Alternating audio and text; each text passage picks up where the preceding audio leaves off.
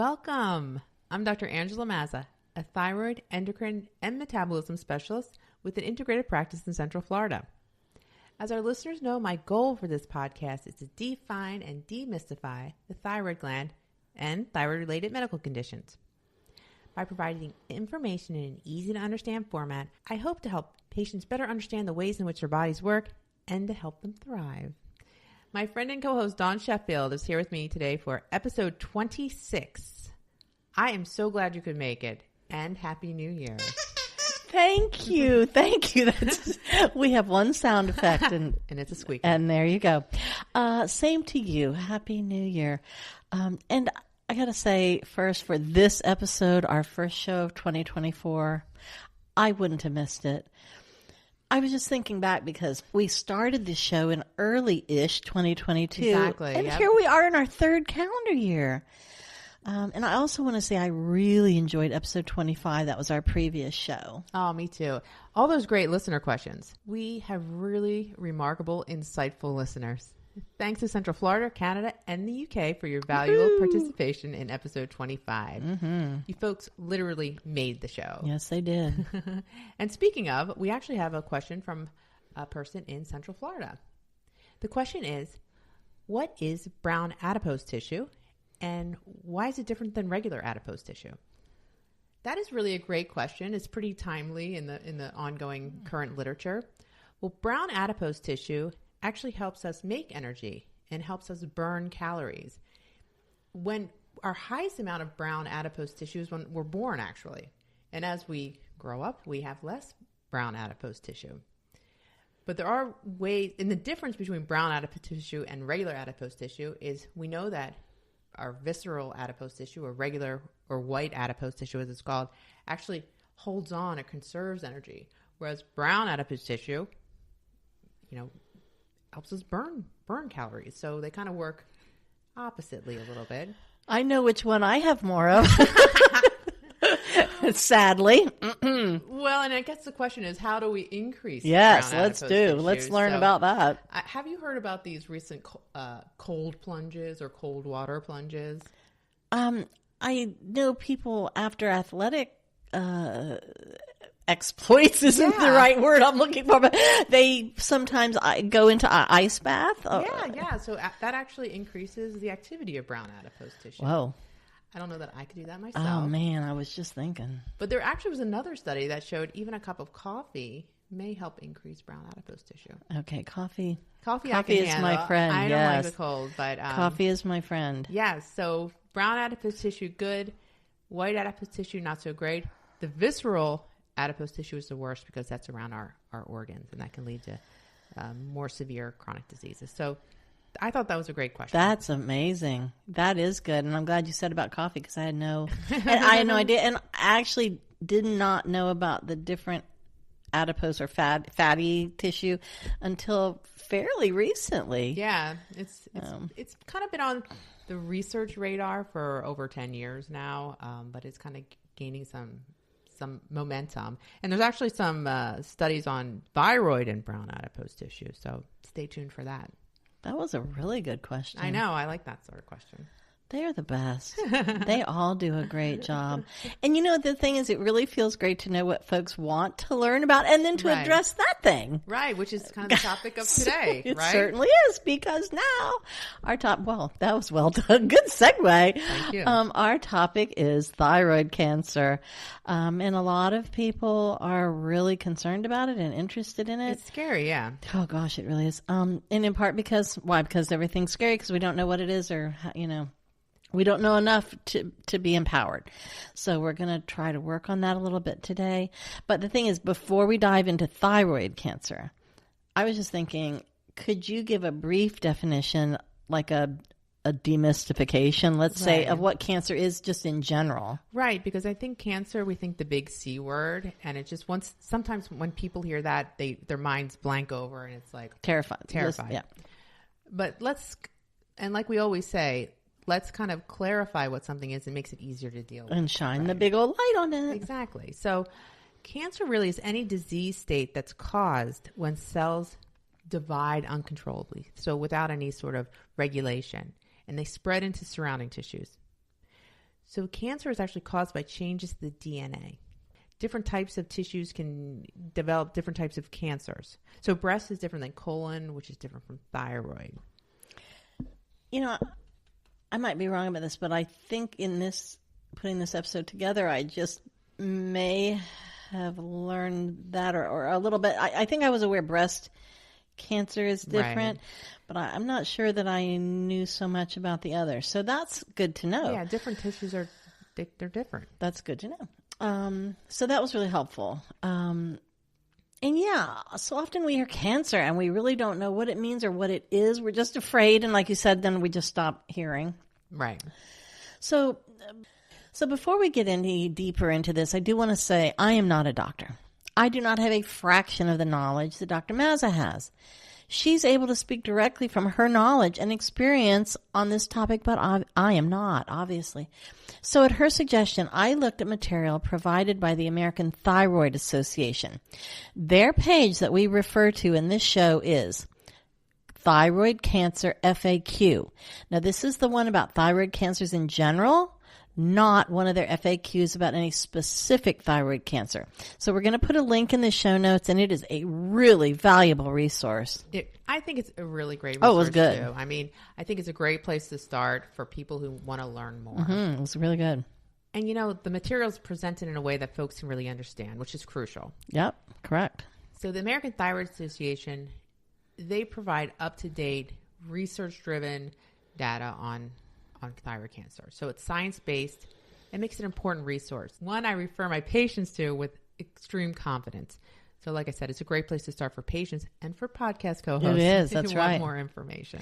Well, yeah, it really is. And just FYI, if I misspeak or lack clarity, that's not their fault. That's on me. You're good. So now referring to that American Thyroid Association Cancer FAQ page that I just mentioned, I don't think I had realized that there are actually 4 types of thyroid cancer. Yeah, there are. And each of them are a little bit different. So the most common by far is papillary thyroid cancer. The good thing about papillary thyroid cancer, even though it's the most common, it grows very slowly. The second most common is called follicular thyroid cancer. It also grows very slowly. They fall into what we call the not so scary ones. Then there's the other 2 that are a little bit more aggressive. So there's medullary thyroid cancer, which really is only about 10% of the cases, grows more quickly. And then finally, anaplastic, again, very rare, but very aggressive and grows very quickly.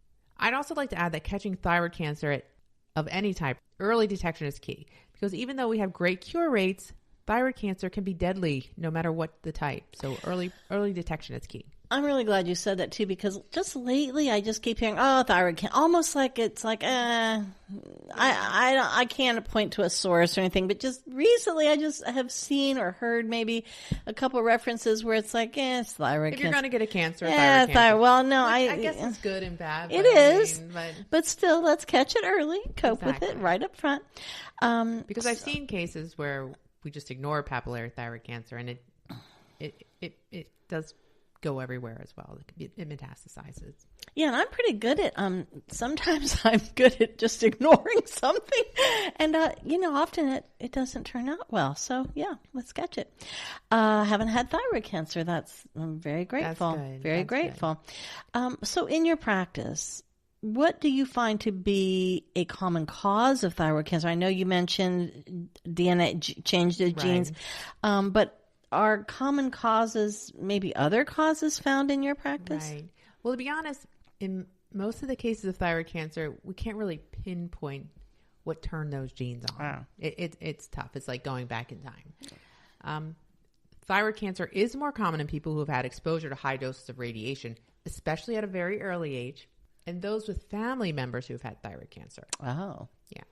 So it tends to be more common in persons who are older than 40 years of age, but not always. But like I said, for most people, we don't know what exactly caused the thyroid cancer to develop.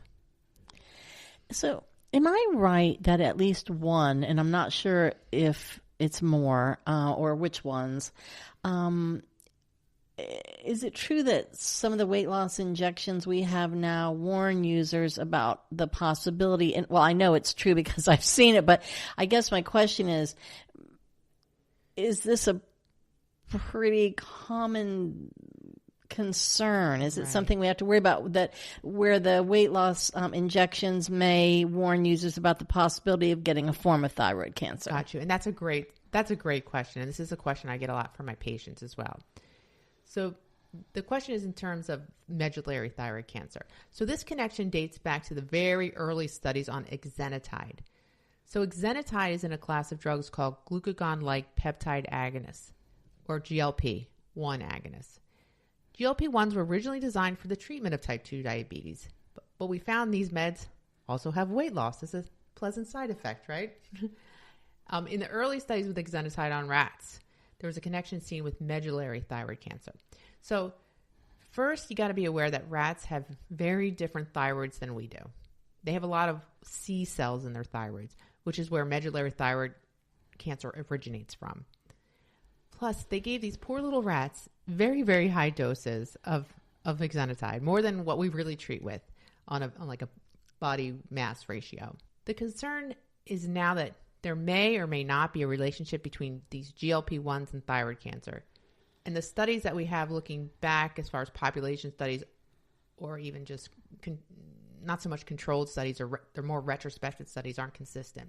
Partly, if we are seeing more thyroid cancer, is that we're looking for it closer in these patients. The other part is that obesity and type 2 diabetes is a very inflammatory state. We know inflammation can drive thyroid cancer growth. So perhaps this inflammation already started the wheels in motion for cancer. So we're not sure.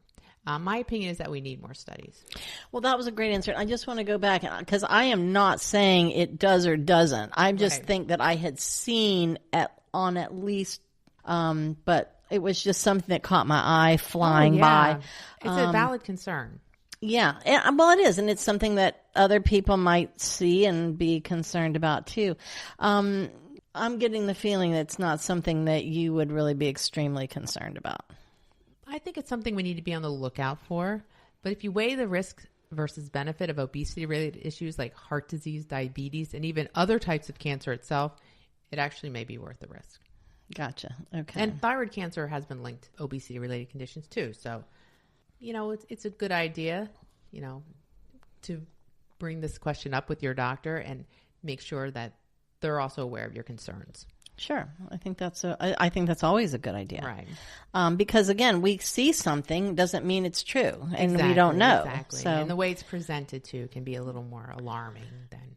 Well, correct. And going back to the rat studies. So, and it's just funny on a completely different subject, which I'm not going to get into, but I had a conversation with someone, I don't know, a couple weeks ago where some information unrelated to the thyroid looked really alarming, but in reality, if you knew the backstory and the back studies that were behind it, it was more of it was just a bit alarmist, possibly, Understood, yeah. So that happens. And we're all, I think when we patients, we're just uniquely vulnerable. Right. Because we're scared to begin with.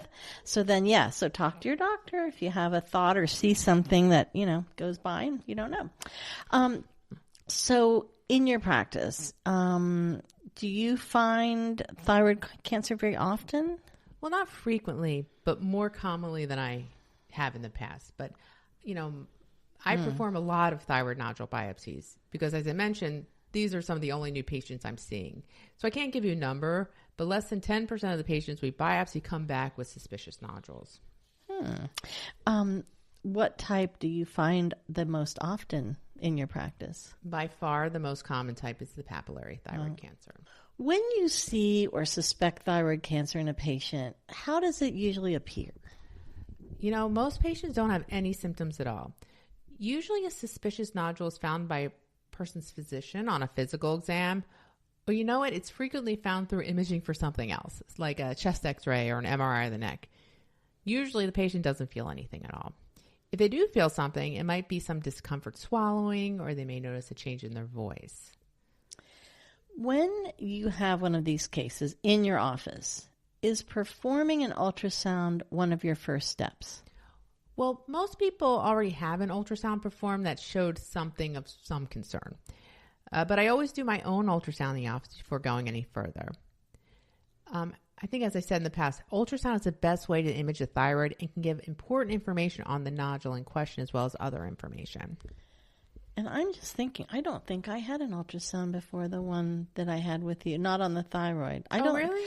I don't think so. It's possible, and it's been lost in time, but I think you might have been the first. I think that's possible. So after the ultrasound and that whole conversation, do you then pretty much always do a needle biopsy?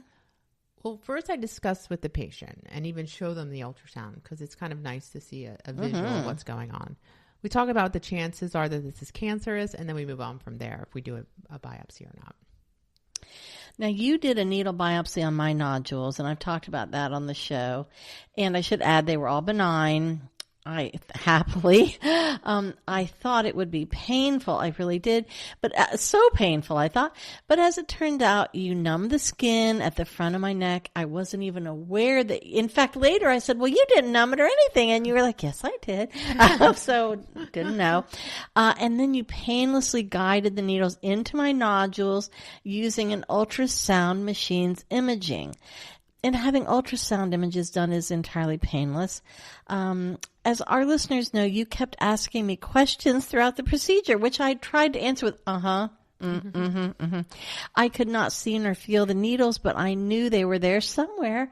But I was just convinced that speaking with needles in my neck could not be a good plan. But you were like, oh, it's fine. It's okay. Don't worry about it. I work around it. Yeah, you did. And I use needles that are thinner than you get your blood drawn with. So, but you also assumed the needles were absolutely, I think the words were gargantuan, like 6 inches long, I think. In my mind. Those are really long needles. I did. Yeah. I don't think they make them that long. Yeah, because now thinking about it, they in my mind, probably they were like garden stakes for the tomatoes, you know? Just Probably. Massive. And I have to go back and I really have to go back and listen to that episode to revisit my weird and false suspicion. Yeah, and just thinking about 6-inch needles, they just go right through the net, right into the table. I mean, they just go right through it. That is crazy. In defense of my foolishness, we patients so often really have no idea what's going on unless we are shown and things are explained. I know you know that. We may often imagine something much worse than the reality, like such ridiculously long needles. And again, they would just have gone right through my neck, right into the floor, I guess. And I think I didn't know at the time that the thyroid's pretty close to the surface. And not embedded down between the muscles of the neck, not somewhere near the floor, apparently. I do believe you told me the thyroid itself has no pain receptors, just the skin around it. Is that right? That's correct. That's why we usually just numb kind of the outside of the skin and, around the capsule of the thyroid. That's right. How did you numb it? What did you do? We use lidocaine. Oh, I had just no awareness of that at all. Some doctors don't use any lidocaine, but I think it's better. It was very nice. Thank you for doing that. Yeah, because I'm so impressed now. It didn't even hurt. So now, with those needles, you suction, and that's not medically precise. Let's say you aspirate some cells from the thyroid, and those are then analyzed. Yes. So we send the slides to the pathologist. So she does an initial read to say if it's benign or cancerous. But we always send an extra sample. So if the pathologist wants to know what the risk of the nodule turning into cancer in the future, this extra sample is set out for molecular analysis. So this checks for different gene sections that may increase the risk for the nodule in the future becoming cancer. It's so advanced. So the molecular testing gives us a grading system of risk in the future.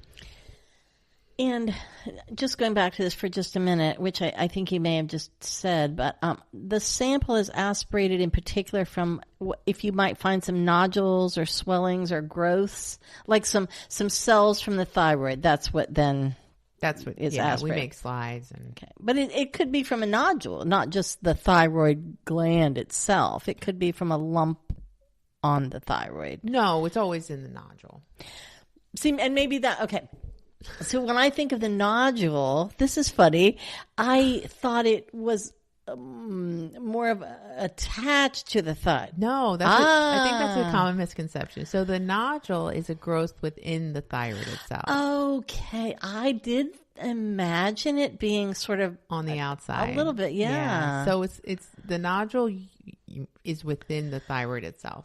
Okay. And then the capsule goes around the thyroid. That's why I went back to that, because I thought, well, I've misunderstood.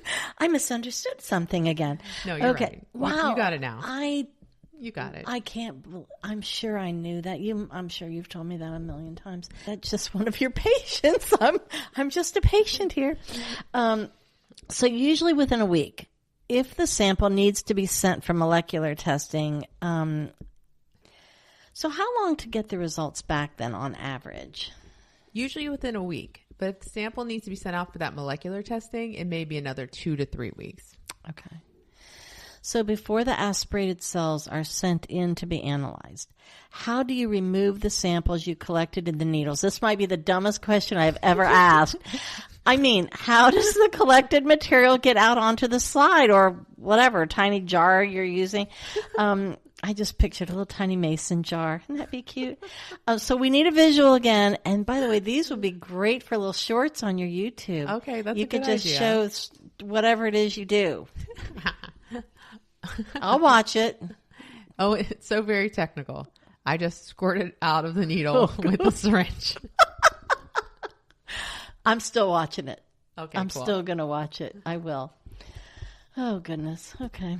All right. Well, then my assistant makes a dry set of slides and a wet set of slides. And then the needle, I flush it in a liquid that's kind of a specimen prep. We call it slide-a-light. Slide-a-light. Oh, okay.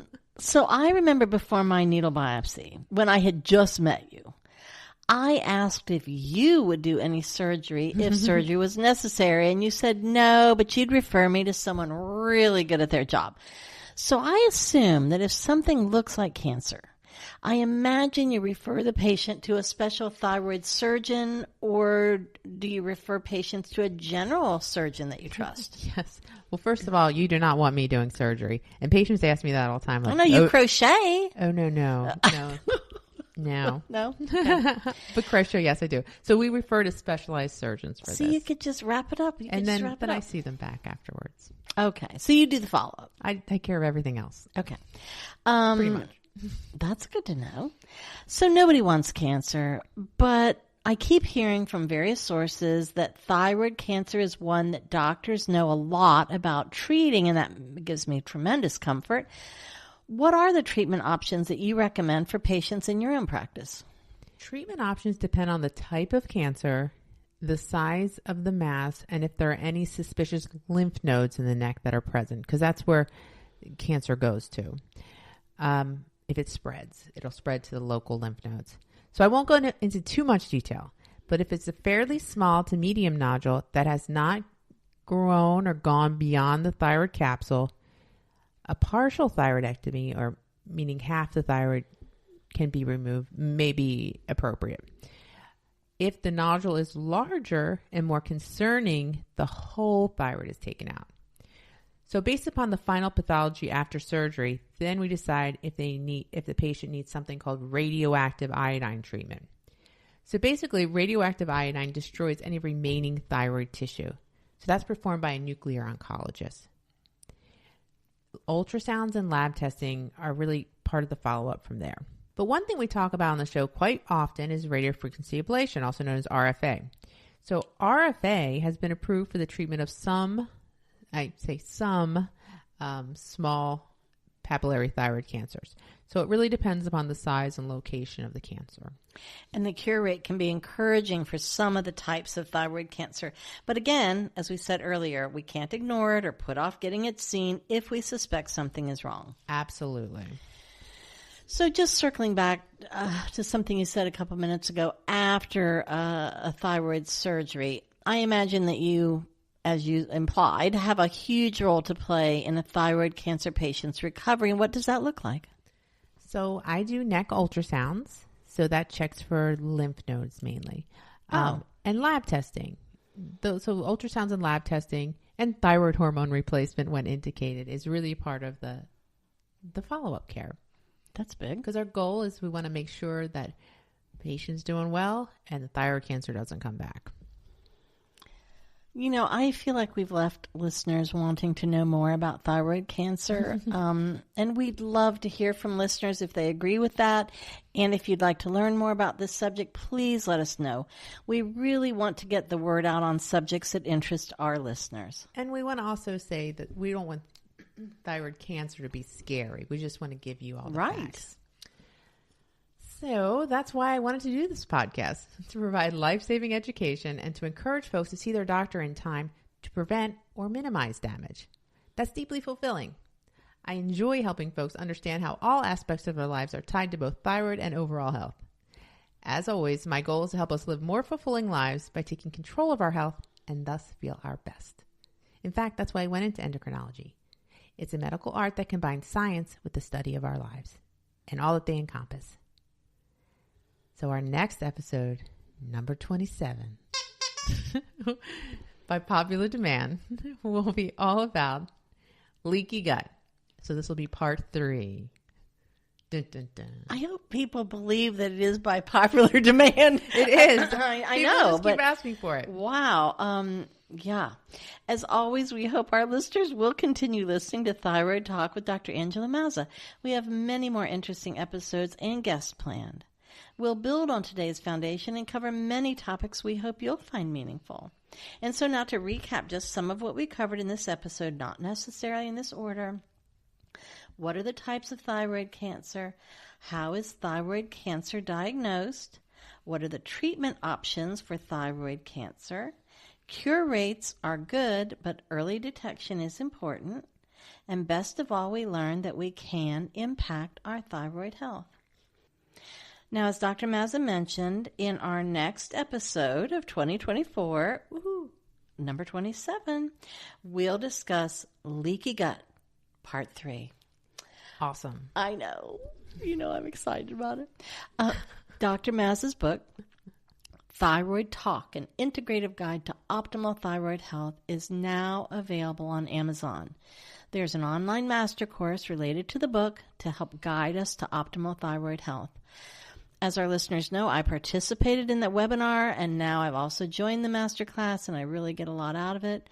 And it's recorded, so folks who join later can catch up. And I think one of the best things about the masterclass is you're part of a thyroid community. Right. So every month we have live coaching sessions. Right. So where we kind of address questions that folks might have, whether it's related to the module they just listened to, whether it's related to something they want to talk about on their own. There's no pressure to talk about anything you don't want to, right. But it just, it's just kind of a nice thyroid community.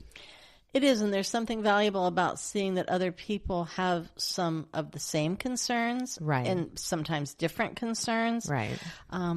Community, that's a good word. And it is entirely online, but I really like the very personal nature of it. It feels very personal. And like you said, folks can share their concerns if they want to. Optional. Yeah, no pressure. Get customized information on how to work toward healing. The online course helps us walk the talk to energize our lives.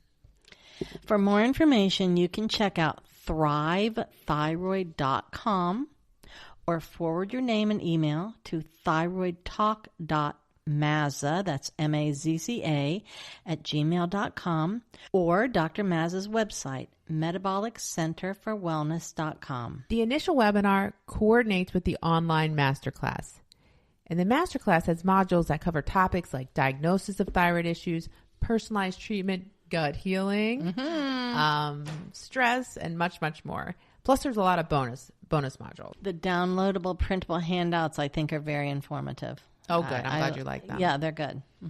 And for information on at least some of the supplements we may discuss on the show, please visit the wellness store at metabolic-centerforwellness.com. Full disclosure, I personally use and I carry supplements by Douglas Laboratories and Pure Encapsulations in both my office and at our online site. Check me out at the website, Metabolic Center for Wellness, as well as Facebook, Instagram, TikTok, and YouTube. We welcome your input. Please submit your questions, comments, and show ideas to thyroidtalk wellnesstalk.mazza@gmail.com. That's an email address. We may disclose your general location on air, that's the city or town, for example, but we will not read your name nor your address on the show. We reserve the right to edit your input as necessary. And please don't forget to ask your healthcare provider any specific questions regarding your wellness. This podcast is meant for educational purposes only.